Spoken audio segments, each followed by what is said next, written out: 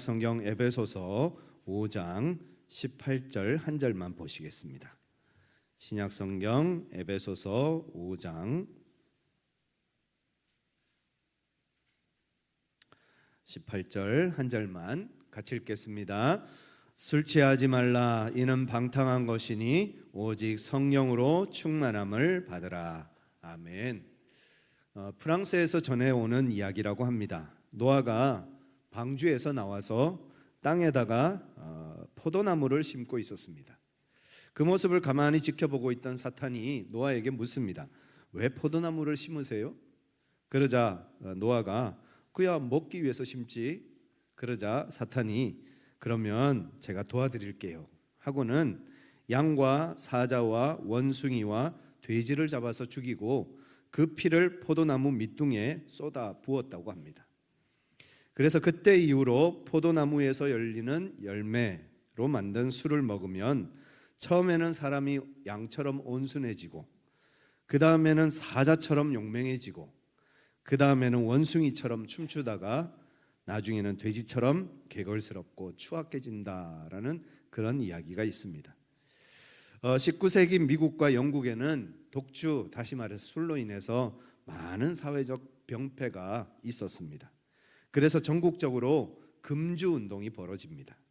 그러면서 경건과 성결한 삶을 강조하는 경건주의 신앙이 이제 나타나기 시작합니다. 그리고 20세기 초 미국 대부흥 운동이 일어나고, 그 미국 대부흥 운동으로 인해서 미국의 많은 선교사들이 세계 각지로 선교사로 파송되어지는 일이 일어났고, 그렇게 파송되어져 온 선교사들이 우리 조선 땅에서, 지금으로 하면 우리 대한민국에서 복음을 전하는 하나님의 사역자들이 되었습니다. 우리나라 초기 기독교 잡지였던 신학월보라는 것이 있습니다. 이 신학월보에 보면 한국교회 초창기 기독교인의 음식 금기, 다시 말해서 기독교인들은 이런 음식 먹으면 안 됩니다 하는 금기 사항을 적어 놓았는데, 거기에 지나친 음주 문화는 폐습으로 규정을 하고 1920년대부터 교회를 중심으로 금주 운동을 펼치기 시작합니다. 그때 이후로 한국 교회 기독교인들은 술을 마시지 않는다라는 것이 마치 전통처럼 세워지게 된 것입니다. 잠언 23장 20절 같이 한번 읽어보실까요? 술을 즐겨하는 자들과 고기를 탐하는 자들과도 더불어 사귀지 말라. 술 취하고 음식을 탐하는 자는 가난하여질 것이요 잠자기를 즐겨하는 자는 헤어진 옷을 입을 것임이니라. 술 취하는 사람들과 가까이 하지도 말라는 거예요. 그 다음 잠언 23장 29절입니다. 재앙이 뉘게 있느뇨, 근심이 뉘게 있느뇨, 분쟁이 뉘게 있느뇨, 원망이 뉘게 있느뇨, 까닭 없는 상처가 뉘게 있느뇨, 붉은 눈이 뉘게 있느뇨. 술에 잠긴 자에게 있고 혼합한 술을 구하러 다니는 자에게 있느니라. 포도주는 붉고 잔에서 번쩍이며 순하게 내려가나니 너는 그것을 보지도 말지어다. 그것을 보지도 말지어다 라고 말씀했습니다. 하박국서 2장 15절입니다. 이웃에게 술을 마시게 하되 자기의 분노를 더하여 그에게 취하게 하고 그 하체를 드러내려 하는 자에게 화 있을진저. 성경은 우리가 술을 마시지도 말고 술을 권하지도 말라라고 말씀하고 있는 것입니다. 신약 성경은 뭐라고 얘기할까요? 로마서 13장 13절입니다. 낮에와 같이 단정히 행하고 방탕하거나 술 취하지 말며 음란하거나 호색하지 말며 다투거나 시기하지 말고. 고린도전서 5장 11절입니다. 이제 내가 너희에게 쓴 것은 만일 어떤 형제라 일컫는 자가 음행하거나 탐욕을 부리거나 우상 숭배하거나 모욕하거나 술 취하거나 속여 빼앗거든 사귀지도 말고 그런 자와는 함께 먹지도 말라. 사귀지도 말고 함께 먹지도 말라 그랬습니다. 마지막으로 고린도전서 6장 10절입니다. 도적이나 탐욕을 부리는 자나 술 취하는 자나 모욕하는 자나 속여 빼앗는 자들은 하나님의 나라를 유업으로 받지 못하니라. 술 취하는 자들은 하나님의 나라를 유업으로 받지 못하느니라. 그만큼 술을 가까이 하지 말라는 말씀이죠. 한국건강증진개발원에 의하면 술은 1군 발암물질입니다. 술로 인해서 발생하는 암은 유방암, 구강암, 인두암, 후두암, 식도암, 대장암, 간암 등 수많은 암이 있습니다. 또 술은 우리 몸에 200여 가지 질병을 일으킨다고 합니다. 술은 뇌와 신장과 간과 피부와 호흡기, 소화기 등 전신에 광범위하게 세포와 신경을 죽입니다. 더 나아가서 술은 뇌 손상과 알코올 중독을 일으킵니다. 술에 취했다는 말은 술에 의해서 뇌가 마비당했다라는 말과 똑같은 말이고요. 술에 취했다는 말은 뇌 손상이 시작되었다라는 말과 똑같은 말이라는 뜻입니다. 그 외에도 술은 고혈압, 부정맥, 혈관성 질환, 지방간, 간염, 간경화, 간암 등을 유발한다고 합니다. 그리고 우리 몸의 모든 면역 체계를 무너뜨린다고 합니다. 보통 그런 얘기 하시죠. 술 한두 잔은 괜찮아. 술 한두 잔은 먹으면 보약이야. 술 한두 잔 먹어야 소화 잘 돼. 그런 얘기 하시잖아요. 그런데 국립암센터, 제가 하는 얘기가 아니라 국립암센터에서 하는 얘기가 소량의 음주로도 충분히 암이 유발될 수 있다고 합니다. 특히 술 마시면 얼굴 빨개지시는 분들 계시죠. 부끄러움이 많아서 그런 게 아니고요. 간에 알코올 분해 효소가 부족해서 얼굴이 빨개진다는 겁니다. 술 마시면 얼굴 빨개지는 분들은 더 술 조심하셔야 된다는 거죠. 2024년 새해 첫 예배, 올 한 해 우리 성도님들 술 끊는 한 해가 되시면 어떨까요? 아울러 담배도 한번 끊어보시면 좋을 것 같습니다. 그죠? 그러면 인생 사는 재미가 없는데요. 그럴지라도 우리 하나님께서 그렇게 말씀하시고 또 우리 가족들이, 우리 사랑하는 가족들이 술 끊고 담배 끊기를 원하시잖아요. 우리 사랑하는 가족들을 위해서, 또 저는 담임 목사로서 우리 성도님들이 더 건강하셨으면 좋겠습니다. 매일의 삶 속에서 건강으로 하나님을 기쁘시게 하는 삶을 살고 하나님 주시는 은혜 속에서 하나님께서 정해놓으신 그 수명까지 건강하게 잘 사시다가 그렇게 천국 가시는 것이 좋지 않겠습니까? 갑자기 왜 술 이야기를 하느냐? 오늘 본문 말씀에 술 이야기로 시작하니까 그랬습니다. 사도 바울은 성령 충만에 대해서 이야기하면서 술 취하지 말라라고 말씀합니다. 이 말은 술에 취한 모습과 성령 충만한 모습이 비슷해 보인다라는 뜻이 되겠습니다. 사도행전 2장에 보면 오순절 마가다락방에 120명의 제자들이 모여서 함께 기도하고 있었습니다. 그 가운데 성령께서 임하셔서 성령 충만을 허락해 주셨습니다. 사도행전 2장 4절 같이 한번 읽어보실까요? 그들이 다 성령의 충만함을 받고 성령이 말하게 하심을 따라 다른 언어들로 말하기를 시작하니라. 성령께서 충만하시니까 그 성령의 충만함으로 이 120명의 제자들이 방언을 얘기했는데 그 방언 중에는 어떤 방언이 있었는가 하면 외국어로 방언하는 사람들이 있었습니다. 그래서 예루살렘에 와 있던 수많은 외국인들이 그 방언을 듣고 너무 놀란 거예요. 그래서 어떻게 이런 일이 있지? 저 사람들은 우리나라에 한 번도 와본 적이 없을 텐데, 우리말을 배운 일이 없을 텐데 어떻게 저 사람들이 우리말을 하지? 하고 놀라는, 정말 기겁하는 일들이 일어났던 겁니다. 그 이야기가 사도행전 2장 12절부터 나옵니다. 같이 한번 읽겠습니다. 다 놀라며 당황하여 서로 이르되 이 어찌 된 일이냐 하며 또 어떤 이들은 조롱하여 이르되 그들이 새술에 취하였다 하였더라.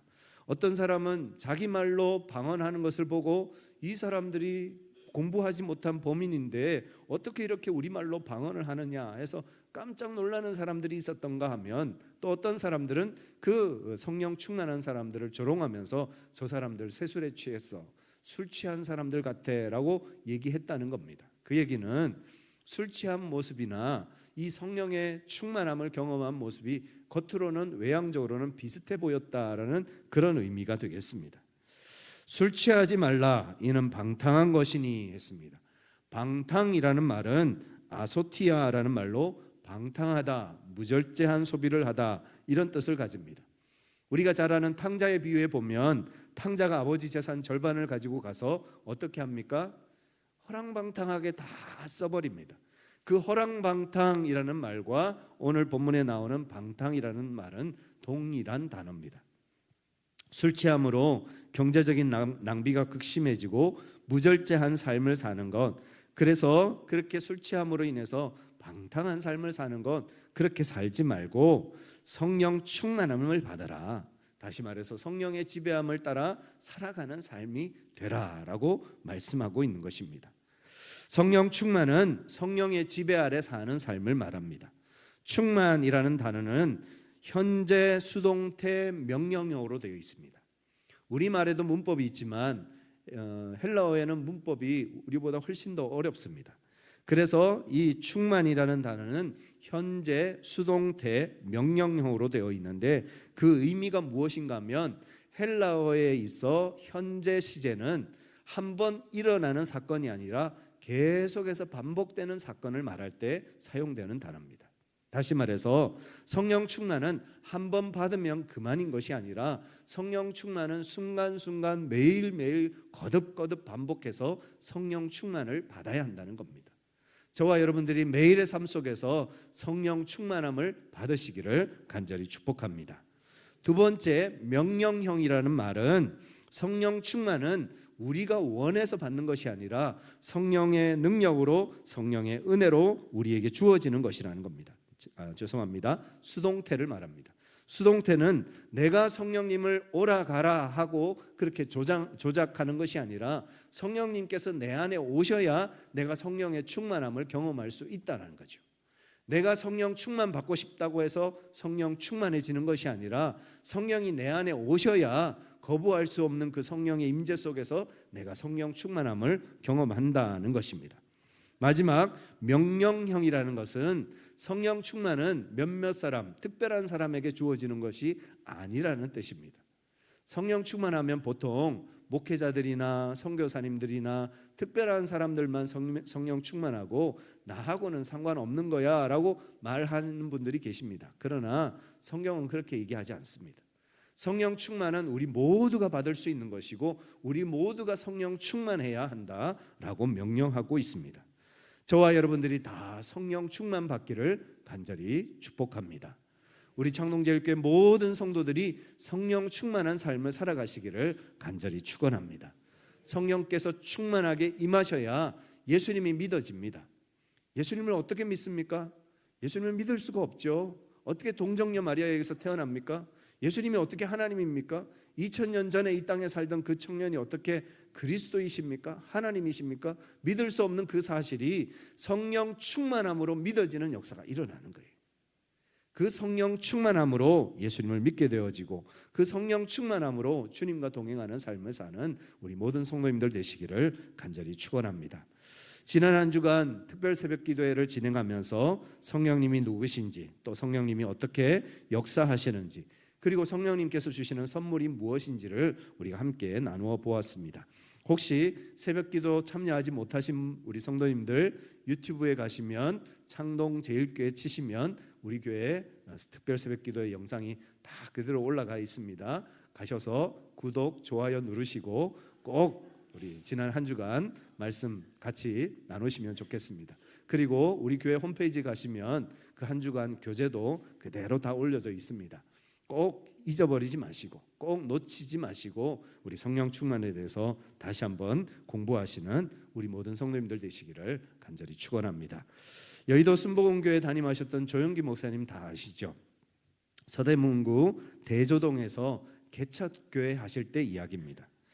건축업을 하시는 한 할아버지를 최 목사님이라는 분이 전도를 하셨습니다. 그런데 이 건축업 하시는 이 할아버지는 말 그대로 술고래였습니다. 이분이 이제 처음 전도돼서 최 목사님에게 전도를 받아서 교회를 나와서 이제 신앙생활을 하는데 다행히 이분이 마음밭이 참 좋았습니다. 예배에 열심히 참여하고 말씀도 열심히 듣고 기도할 때도 열심히 기도합니다. 그러다가 어느 날 성령의 세례를 받았습니다. 그래서 뜨겁게 성령님을 만났어요. 그래서 이분이 그날로 완전히 180도 달라지셨어요. 술도 딱 끊어버리고 그 다음부터 얼마나 신실하게 멋지게 신앙생활을 하시는지 그 모습을 보고 다들 감탄을 하는 거예요.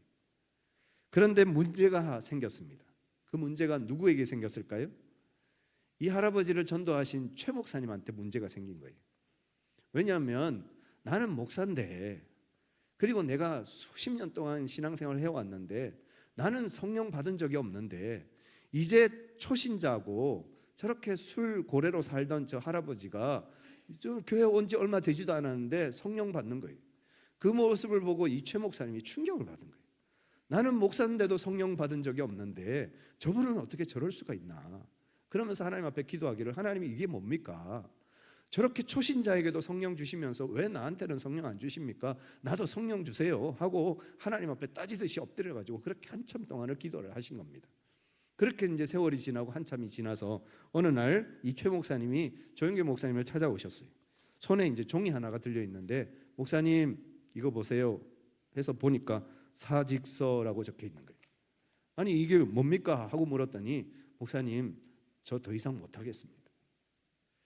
제가 목사인데 저 평신도를 제가 전도했는데, 제가 전도한 평신도는 저 할아버지는 저렇게 성령 받고 그렇게 뜨겁게 신앙생활 하는데 나는 성령 받은 적도 없고 그냥 미적지근하게 그냥 목회해 왔는데 이 상태로는 내가 안 된다 싶어서 하나님 앞에 성령 달라고 기도했는데 성령 주시지도 않고, 며칠 전에 꿈을 꿨는데 꿈속에 큰 손이 나타나더니 종이 한 장 덜렁 주고 가더라는 거예요. 그래서 이제 꿈에서 깨고 나서 이 종이가 대체 뭘까 고민을 하다가, 너는 이제 안 된다, 그냥 사표 내고 끝내라, 그러시는 줄 알고 이제 사표 내가 써가지고 온 거예요. 가만히 듣고 있으니까 난감하잖아요. 목사님 보고 사직하라고 할 수도 없고, 그렇다고 뭐 다른 얘기 해준다고 위로가 될 것 같지도 않고. 근데 마침 이제 이 조영기 목사님이 기도하는 중에 하나님 지혜를 주셨어요. 목사님, 그 백지 한 장은 목사님 보고 목회 그만하라는 말씀이 아니라 성령 받기까지는 백지 한 장 차이라는 얘기 아닐까요? 성령 받기는 백지 한 장 차이라는 거예요. 그 백지 한 장만 걷어내면 성령 받을 수 있는데 그 백지 한 장 걷어내시면 됩니다. 혹시 누구한테 원한을 사거나 원망 들을 만한 일은 없으십니까? 하고 물었더니 그 최 목사님이 하시는 얘기가, 사실은요 제가 맏며느리하고 지금 10년째 대화를 하지 않습니다. 무슨 사정인지 모르지만 맏며느리하고 사이가 갈라져서 10년 동안 봐도 얼굴도 봐도 말 한마디 건네지 않는다. 그렇군요. 하나님께서 그 문제를 해결하라고 말씀하시는 겁니다. 그 문제 해결하고 나면 반드시 성령 받으실 겁니다.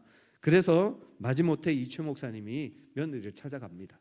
그리고 10년 만에 며느라 미안하다, 내가 잘못했다, 억지로 사과를 했습니다. 그런데 그 사과를 들은 그 며느리가 10년 만에 시아버지가 자기한테 사과하니까 얼마나 감동이 되는지, 그때까지 교회를 한 번도 다닌 적이 없는데 그날부로 시아버지를 따라 교회를 나오기 시작한 겁니다. 그리고는 화해가 이루어지고, 그리고 이 최 목사님이 얼마 지나지 않아서 성령을 받았다는 그런 이야기입니다. 성령님은 하나님이시고 인격이십니다. 우리가 오라고 하면 오시고 가라고 하면 가시는 그런 분이 아닙니다. 우리가 우리 자신을 성결하게 하고 그분을 우리 가운데 오시도록 초청하면 성령님은 우리 안에 거하셔서 우리와 함께 동행하시고 우리를 바른 길로, 선한 길로 인도해 가십니다. 사도행전 2장 38절 같이 한번 읽어보실까요? 베드로가 이르되 너희가 회개하여 각각 예수 그리스도의 이름으로 세례를 받고 죄 사함을 받으라. 그리하면 성령의 선물을 받으리니. 우리 안에 더럽고 추한 것들 다 주님 앞에 내려놓고 우리가 깨끗한 그릇으로 준비되어져서 하나님 우리 가운데 초청합니다. 하나님 내 안에 주님을 모시길 원합니다. 성령님 내 안에 들어와 주시옵소서. 그렇게 성령님을 내가 초청하고 기다리면 성령님은 우리 가운데 오시겠다고 약속하셨습니다. 그 성령 충만함을 경험하는 우리 모든 성도님들 되시기를 간절히 축원합니다. 하나님이 우리에게 성령 충만함을 주시는 이유가 뭘까요? 왜 우리에게 성령 충만하라고 말씀하실까요? 사도행전 1장 8절입니다. 같이 읽겠습니다. 오직 성령이 너희에게 임하시면 너희가 권능을 받고 예루살렘과 온 유대와 사마리아와 땅끝까지 이르러 내 증인 되리라 하시니라. 성령 충만함을 받는 이유는 내가 기분 좋으라고, 내가 행복하라고, 아니면 누군가에게 내가 성령 충만함을 받았다고 자랑하라고 주시는 것이 아니라 예수 그리스도의 증인된 삶을 살라고 성령 충만을 우리에게 허락해 주시는 겁니다. 내가 성령 충만해지면 우리 가정이 바뀝니다. 내가 성령 충만해지면 우리의 직장이 달라집니다. 내가 성령 충만해지면 우리 교회가 달라집니다. 성령 충만한 사람들을 통해서 하나님은 변화를 일으켜 가기를 원하신다는 것입니다. 성령 충만은 어떤 느낌이나 기분이나 상태가 아닙니다. 성령 충만은 삶 속에서, 우리의 가정에서, 우리의 직장에서, 우리 교회 안에서 성령님의 인도하심을 따라 예수 그리스도의 증인된 삶을 사는 것이 성령 충만이라는 것입니다. 다음 주부터 계속해서 살펴보시겠습니다만 오늘 우리가 읽은 18절 말씀, 성령 충만함을 받으라 라고 말씀하고 그 다음부터 19절부터 무슨 이야기를 합니까? 19절에 보면 시와 찬송과 신령한 노래로 서로 노래하고 찬송하라, 그런 말씀을 하고요. 그 다음 20절에는 범사에 예수 그리스도의 이름으로 감사하라는 말씀을 합니다. 그리고 21절에 보면 그리스도를 경외함으로 피차 복종하라. 예수 그리스도를 믿는다면 그 믿음의 증거를 나타내는 삶을 살라라고 말씀하시는 겁니다. 온 마음을 다해서 주님을 찬송하고 범사의 주님 앞에 감사하며 성도들 간에 서로 섬겨주고 서로 높여주고 서로 위하는 삶을 살아가는 것, 이것이 바로 성령 충만한 삶을 사는 사람의 모습이라는 것입니다. 매일 술 마시면 집에 돌아와 아내와 아이들을 때리던 남편이 성령 충만을 경험하고 나면 변화되어져서 아내와 아이들을 너무너무 사랑하는 좋은 아빠, 좋은 남편으로 변화되어지는 역사가 일어나는 것입니다. 매일 직장에서 부하 직원들 괴롭히고 힘들게 하고 못살게 굴던 직장 상사가 성령 충만함을 경험하고 나면 변화되어져서 부하 직원들을 사랑으로 품어주고 그들을 위해주고 그들이 잘 성장할 수 있도록 도와주는 좋은 멘토가 되는 그런 변화가 일어나는 것을 말합니다. 교회 안에서 서로 마음이 맞지 않아서 서로 갈등하고 싸우고 다투던 성도들이, 서로 얼굴도 쳐다보지 않던 성도들이 성령 충만함을 경험하면 변화되어져서 서로 사랑하는 공동체, 사랑하라 말하지 않아도 서로 사랑스러워지고 그 사랑 안에서 서로 품어주고 서로 용납하고 서로 위해주는 그런 아름다운 사랑의 공동체가 되어지는 역사가 일어나게 되는 것이 성령 충만한 사람들을 통해서 나타나는 역사라는 것입니다. 2024년 우리 창동제일교회가 성령 충만한 교회가 되기를 간절히 소망합니다. 2024년 우리 창동제일교회 모든 성도들이 성령 충만한 성도들 되시기를 간절히 축원합니다. 성령 충만한 교회, 성령 충만한 성도가 되어져서 땅끝까지 이르러 내 증인되라 말씀하신 예수 그리스도의 증인의 삶을 살아가는, 예수 그리스도를 믿는 것으로 뿐만 아니라 그 믿는 예수 그리스도가 내 삶을 통하여서 드러나시는, 정말 저 사람은 예수 믿는 사람이야, 저 사람의 삶을 보니까 내가 예수 믿고 싶어, 그런 고백을 세상 사람들로부터 듣게 되어지는 영광스러운 삶을 사는 성령 충만한 성도 되어지는 저와 여러분들 되시기를 간절히 축원합니다. 이 시간 우리 같이 한번 기도하시겠습니다. 하나님, 나에게, 우리에게, 우리 교회 안에 성령 충만함을 허락하여 주옵소서. 성령 충만함으로 주님 앞에 쓰임받는 우리 교회, 우리 성도들 되게 하여 주시옵소서. 다시 한번 같이 한번 주님 앞에 믿음으로 기도하겠습니다. 사랑과 은혜가 충만하신